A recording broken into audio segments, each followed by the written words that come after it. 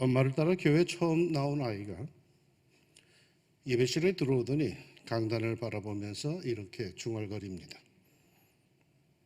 저렇게 큰 더하기 표시는 뭐지? 뭘까요? 십자가이죠. 이 아이의 느낌에 의하면 십자가는 더하기, 즉 내 삶의 플러스입니다. 십자가는 늘 마이너스, 뭔가 내게서 빼앗아가는, 포기해야 하고 손해봐야 하고 참아야 하고 속옷을 날라 하면 겉옷까지 주어야 하고 늘 내 주어야 하는 마이너스로 여겨지는데 이 아이는 더하기, 플러스라고 합니다. 사도 바울은 고린도 교회를 향하여서 이렇게도 말하였죠. 십자가의 도가 멸망하는 자에게는 미련한 것이요 구원을 받는 우리에게는 하나님의 능력이라. 십자가의 도가 세상 사람들에게는 미련한 것, 늘 마이너스를 가져다 주는 것으로 받아들여지는데 우리 구원을 받는 성도들에게는 하나님의 능력, 막강한 플러스라고 합니다. 뭐가 진짜일까요? 십자가의 진실은 뭘까요? 오늘 읽은 말씀은 선지자 이사야의 예언 중 일부입니다. 이사야는 주전 예수님이 태어나시기 767년경에 태어나서 약 80년을 산, 즉 주전 680년경에 세상을 떠난 왕족 출신의 선지자입니다. 일종의 엘리트 그룹이죠. 오늘 본문은 이렇게 시작을 합니다. 우리가 전한 것을 누가 믿었느냐? 여기서 우리는 이사야를 포함한 유대인들을 말합니다. 누가 믿었느냐 하는 것으로 보아서 유대인들은 이렇게 전하여 준 것들을 믿지 않았다는 겁니다. 뭘 전하여 줬는데 믿지 않은 걸까요? 3절에 그는 멸시를 받아 사람들에게서 버림받았으며 강고를 많이 겪었으며 질고를 앓은 자라. 마치 사람들이 그에게서 얼굴을 가리는 것 같이 멸시를 당하였고 우리도 그를 귀히 여기지 아니하였도다. 간고, 괴로울 고입니다. 온갖 고통을 말합니다. 질고, 질병의 고통입니다. 얼마나 고생을 많이 했고 얼마나 많은 아픔을 당하였든지 얼마나 많은 질병의 고통을 앓고 있었는지 알았는지 그 모습이 아주 그냥 꾀죄죄 마치 흉한 나병 환자를 보고 사람들이 얼굴을 돌리는 것과 같이 고통으로 일그러진 그의 모습을 사람들이 외면하고 멸시했답니다. 우리는 생각하기를 그는 징벌을 받아 하나님께 맞으며 고난을 당한다 하였노라. 그가 곤욕을 당하여 괴로울 때도 그의 입을 열지 아니하였으며 곤욕, 괴로울 건 욕되게 하려고 그랬어. 정말 심한 욕을 당하여 몹시도 괴로울 텐데 입 한 번 뻥긋하지 않습니다. 끊임없는 곤욕과 매서운 신문을 당함에도 말입니다.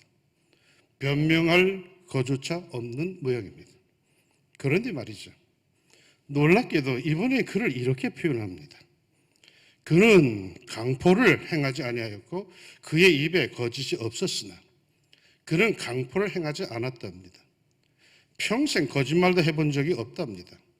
그렇게 착한 사람이란 뜻이죠.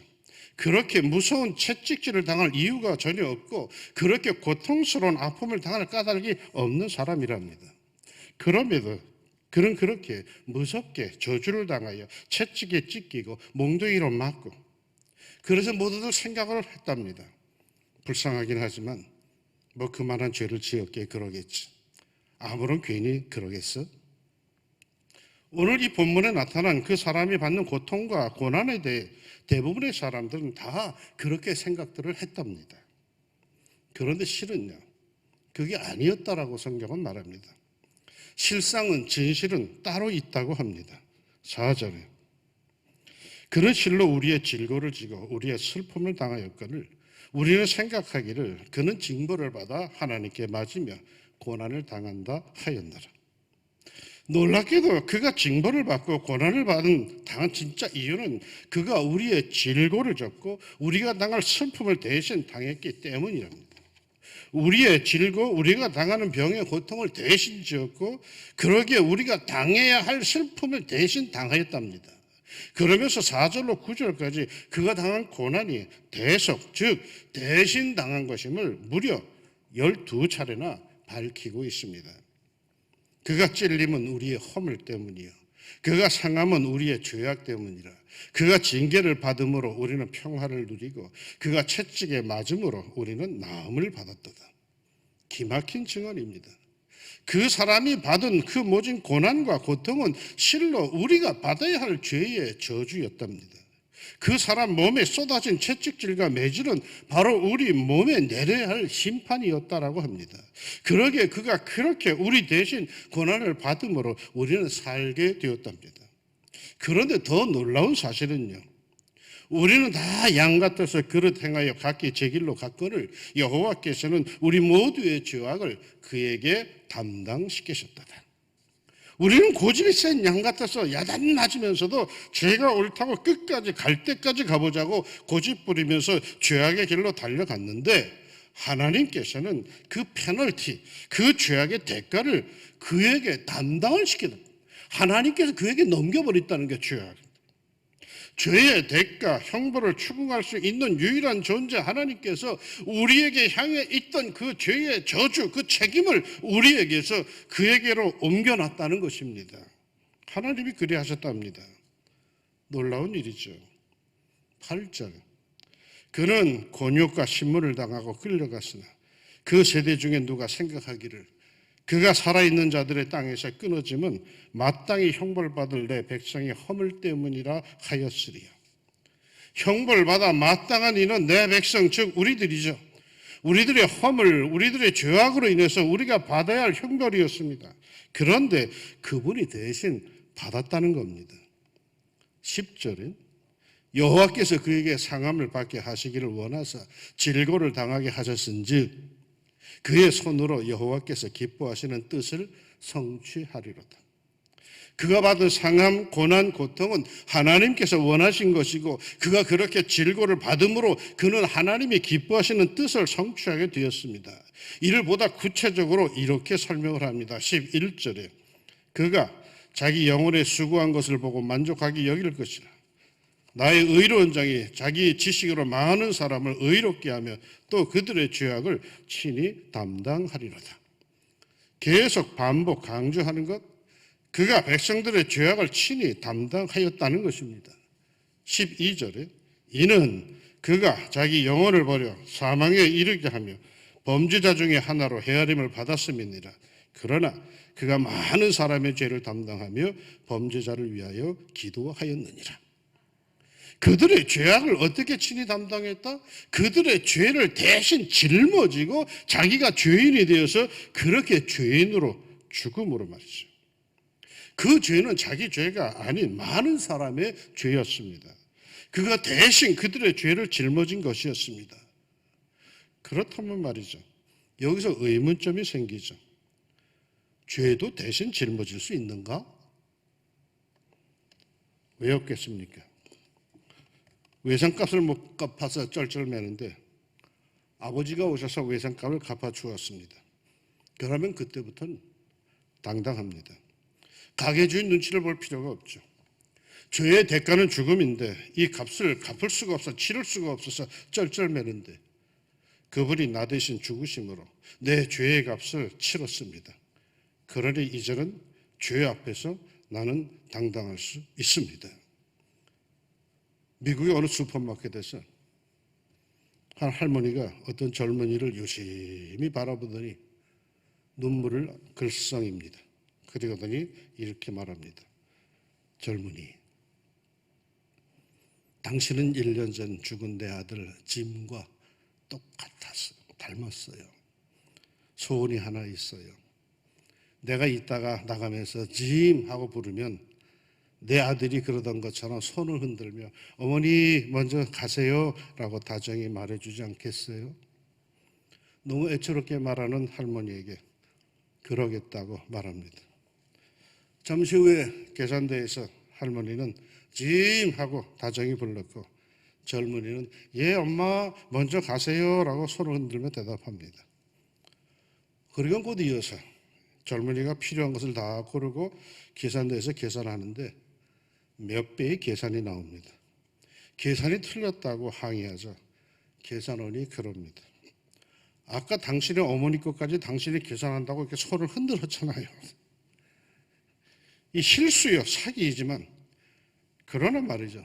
손을 흔들면, 긍정을 하면은 그 부채는 자기에게로 옮겨옵니다. 우스개이지만 사실입니다. 우리의 복도, 우리의 죄책도 이렇게 전가가 됩니다.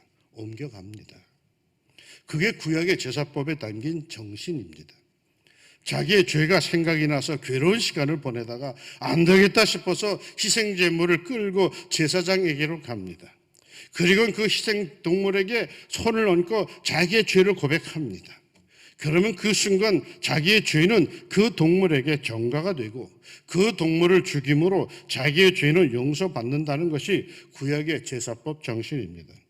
그렇게 해서 자기의 죄는 사하여진 것입니다.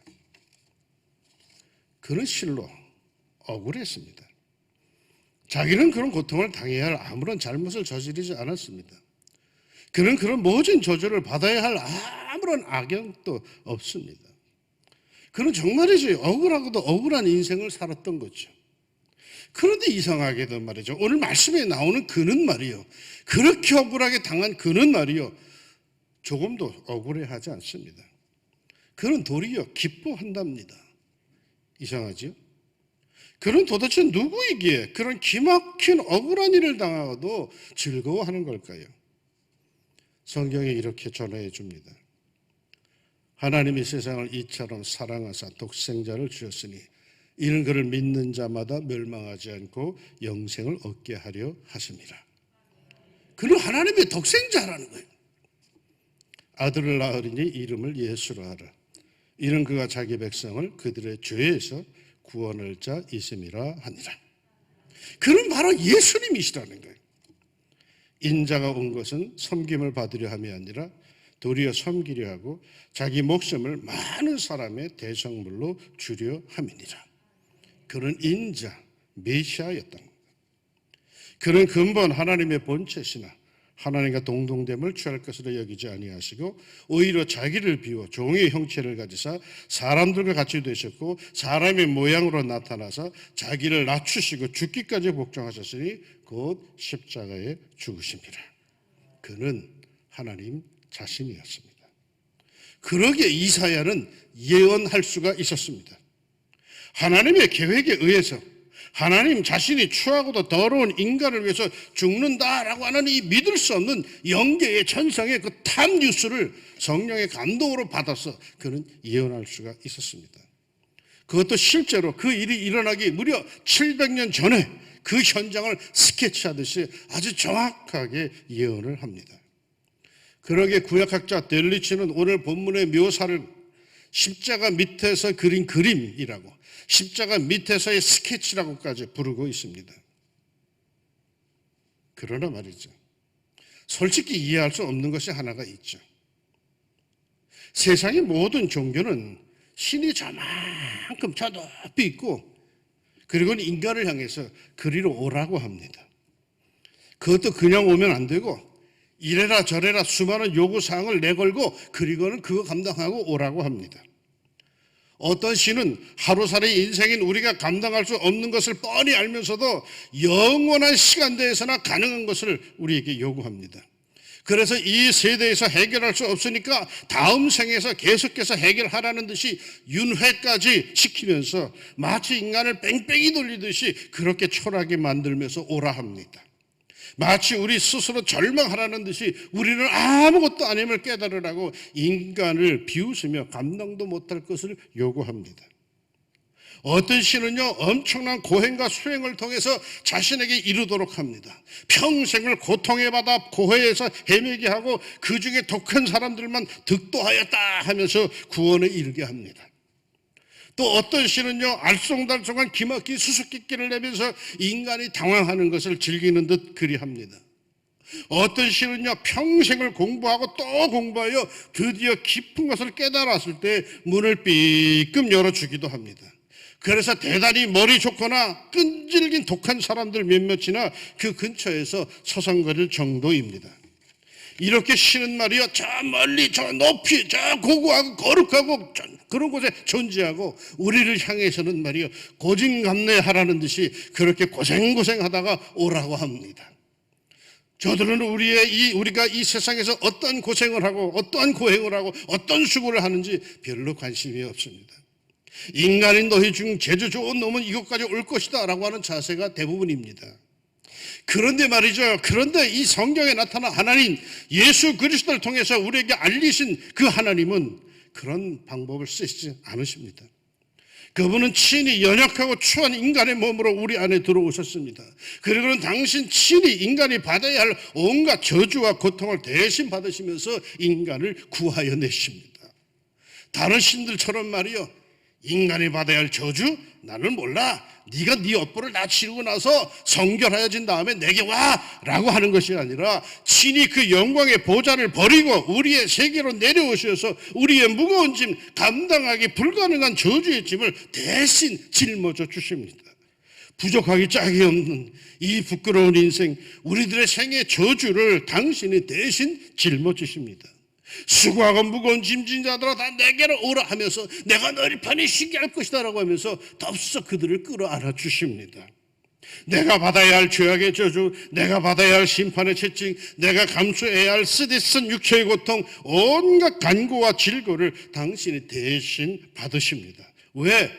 그렇게 하지 않고는 인간이 벗어날 길이 없고, 그렇지 하지 않고는 인간이 하나님께 나아갈 수 없기에, 그래서 인간에게 운명처럼 드려진 그 고통과 고난과 두려움과 절망과 죽음의 형벌을 그분이 대신 받으셨습니다. 그 결과 이사야가 예언한 그대로입니다. 그가 징계를 받음으로 우리는 평화를 누리고 그가 채찍에 맞음으로 우리는 나음을 받았도다.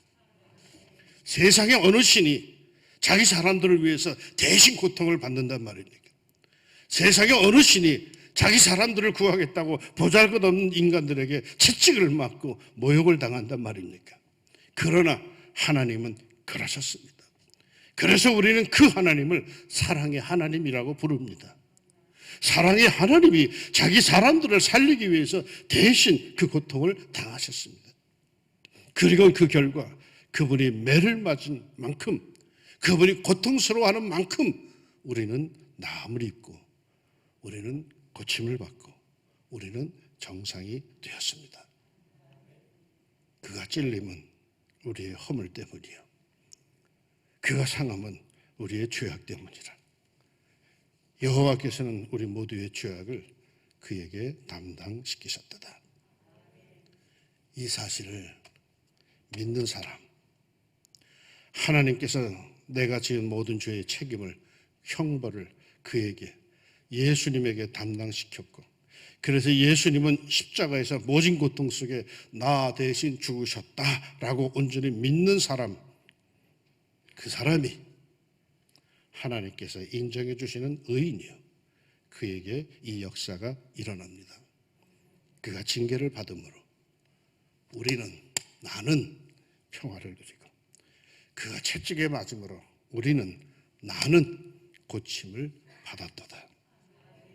예수님이 징계를 받고 채찍질을 당하고 병고와 질고를 지신 것, 그 진실을 아는 사람, 그게 누구 때문인지 제대로 아는 이에게, 믿는 사람에게 평화가 임합니다.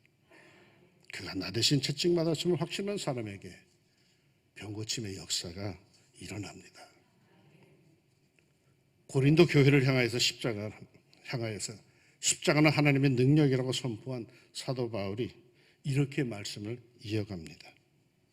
유대인은 표적을 구하고 헬라인은 지혜를 찾으나 우리는 십자가에 못 박힌 그리스도를 전하니 유대인에게는 거리끼는 것이요 이방인에게는 미련한 것이로되 오직 부르심을 받은 자들에게는 유대인이나 헬라인이나 그리스도는 하나님의 능력이요 하나님의 지혜니라. 내가 당해야 할 병고와 질고와 간고와 고통과 괴로움과 아픔과 실망, 좌절, 두려움, 채찍질, 욕설, 모함, 예수님이 대신 당하셨습니다. 대신 받으셨습니다. 그리고 나를 살리셨습니다. 이 기막힌 하나님의 큰 사랑의 역사를 모르는 사람들은 십자가가 미련한 것이라고 이해를 못하지만 성경은 분명 이렇게 증언합니다. 실상은, 실은, 사실은 하면서 그런 것들이 다 하나님의 능력 아래 이루어진 일이라고 합니다. 그리고 이 진실을 아는 사람들에게 그 믿음대로 치유와 회복과 성결과 용서함의 열매가 맺힌다고 합니다. 오늘 본문은 이렇게 시작한 것을 여러분 기억하십니까? 우리가 전한 것을 누가 믿었느냐? 안 믿었다는 거예요, 사람들이 대부분이. 아무리 진실을 알려줘도 믿지 않았다는 거예요. 그러게 고통이라는 거예요. 그러나 말이죠, 아무도 세상 세대 안 믿어도 그 중에 믿는 사람들이 있는데 그 십자가의 진실, 실상을 아는 사람, 믿는 사람에게 여호와의 구원의 팔이 나타납니다. 구원의 역사가 일어납니다. 사모하는 심령으로 나를 위해 그 고통의 십자가를 짊어지신 예수님을 바라봅시다. 십자가의 진실, 그 십자가에 담긴 하나님이 헤아릴 수 없는 그 큰 사랑을 꼭 체험하는 성도들이 되시기를 주의 이름으로 축원합니다. 기도합시다. 십자가를 바라볼 때 아는 사람들은 입을 다물지요. 더 뭐 할 말이 없고 거기에 담겨있는 실상, 하나님이 얼마나 우리를 사랑하시는지, 나를 사랑하시는지, 세상에 오만 가지 근심 걱정을 하다가도 십자가를 가만히 바라보고 있노라면 더 할 말이 없을 정도입니다. 하나님 감사합니다. 우리가 무엇이라고 이렇게까지 사랑하시고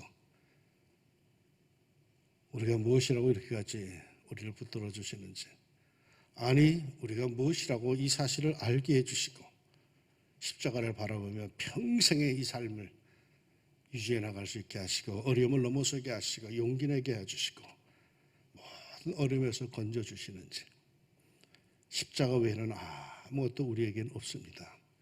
하나님의 사랑의 증표 외에는 우리에게 아무것도 없습니다. 그만큼 주님이 나를 사랑하신다는 증표인데, 그런데 거기에 그 십자가에 예수님의 고통이 새겨져 있는 것을 우리가 놓치지 않게 해주시고 십자가를 바라볼 때마다 나 대신 나 때문에 모진 고난을 다 받으신 예수님을 볼 수 있게 하시고 느낄 수 있게 하시고, 그리고 주님께서 말씀하시기를 이 고통은 내가 다 받았다. 대신에 너는 평안하라. 너는 나음을 받을지어다. 말씀하시는 주의 사랑, 주의 음성 들을 수 있는 우리 사순절절기가 꼭 되게 하여 주옵소서. 예수님 이름으로 기도합니다.